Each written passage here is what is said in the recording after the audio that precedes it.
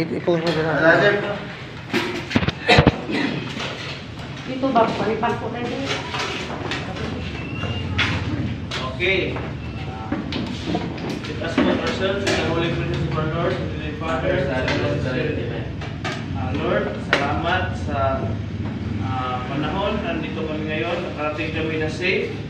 At salamat, Panginoon, sa grasya na nasa aming harapan, na aming pagsasaluhan. At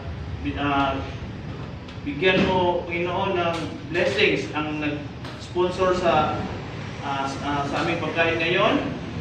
Si Ma'am Lee Parker.